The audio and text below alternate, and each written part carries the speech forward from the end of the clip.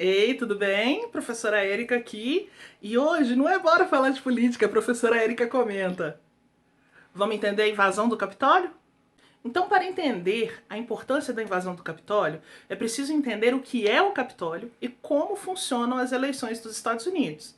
Primeiramente, o Capitólio é a sede do Legislativo americano, onde trabalham senadores e deputados, ou seja, além de sua função, é um grande símbolo democrático. Quanto às eleições, o processo lá é bem diferente do nosso. É dividido em três partes que, colocadas de maneira simplificada, são: fase 1, as eleições em si, quando as pessoas votam presencialmente ou via correios, lá é permitido, nos candidatos escolhidos nas prévias dos partidos. Se votar pelos correios, existem vários procedimentos que variam de estado para estado para evitar fraude. Fase 2. Voto do colégio eleitoral composto por 538 delegados. Cada estado possui um número de delegados proporcional à sua população. Exemplo: no ano de 2020, a Califórnia, mais populoso, teve 55, enquanto o Wyoming, um dos menos populosos, teve 3 delegados. São eles que elegem de fato o presidente. Em 48 dos 50 estados, por força de lei, os delegados devem votar em quem a população do estado elegeu.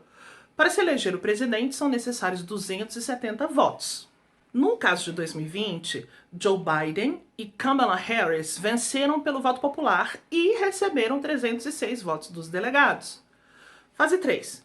No dia 6 de janeiro, é a formalidade final em que os deputados e senadores contam oficialmente os votos dos delegados e dizem: tá tudo certo, o presidente eleito é o fulaninho. Assim, no Capitólio, enquanto deputados e senadores discutiam, já com a possibilidade de alguns efetivamente questionarem o resultado, mas sem chance de maioria.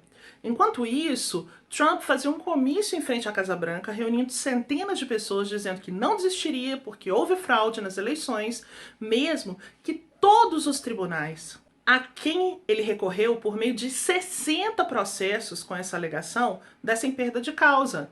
Ele estava incitando via redes sociais que as pessoas fossem ao Capitólio para protestar pacificamente. Acredite. Obviamente, com esse ataque ao símbolo democrático e à sede do legislativo, as coisas saíram do controle, porque os extremistas, incitados por Trump, invadiram o local, vandalizaram, colocaram a vida de pessoas em perigo, causando até as últimas contagens 5 mortos, mais de 50 presos e policiais feridos.